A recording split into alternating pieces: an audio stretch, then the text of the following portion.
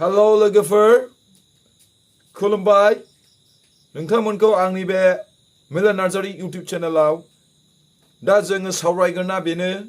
जोंनि Google AdSense आ मालाबा समाव जोङो ओके कारेक्ट एड्रेसफोर लिरलाबो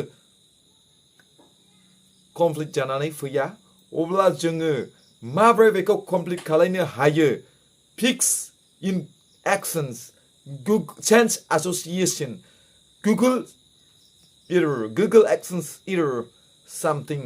बेखौ जोङो बोरै फिक्स खालायो अब्ला जोङो मोनसे गोदानै Sense Associationआव थांनानै गोदानै आरामसे जोङो मोजां Gmail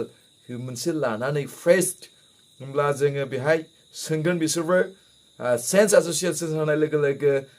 existing account I don't have existing Google account I don't know नोङो अब्ला सेकेन्डआव थुदो I don't know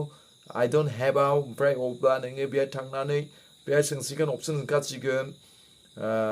do you want to get suggestion बेहाय नों no हो येसाव होलाबो जायो no होलाबो जायो ओमफ्राय नोङो आराम एड्रेसखौ नोङो बहायदो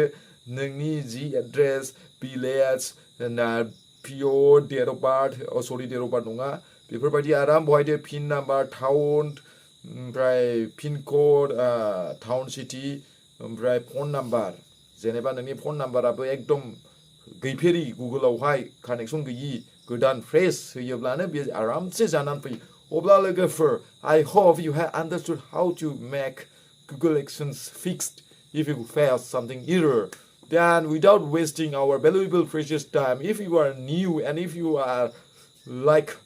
and subscribe me होमब्ला नोंसोरो आंखौहाय बेबायदि कन्टेन्ट लाबोबाय जानो लुबैयोब्ला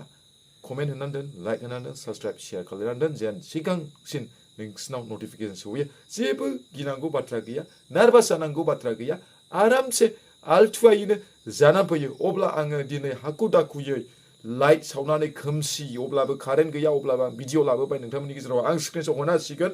बै जे I will now put up the screenshot how to this thing okay a flying phone thank you so much thank you